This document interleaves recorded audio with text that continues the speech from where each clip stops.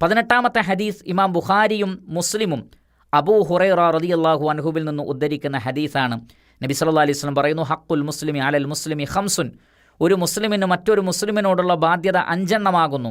റദ്ദുസ്സലാം, ഒന്ന് സലാം മടക്കണം, സലാം പറഞ്ഞാൽ സലാം മടക്കണം. രണ്ടാമത്തത് ഇയാദത്തുൽ മരീദ്, രോഗികളെ സന്ദർശിക്കണം. മുസ്ലിമീങ്ങളിൽ ആരെങ്കിലും രോഗികളാണെങ്കിൽ അവരെ സന്ദർശിക്കൽ അവരോടുള്ള ബാധ്യതയാണ്.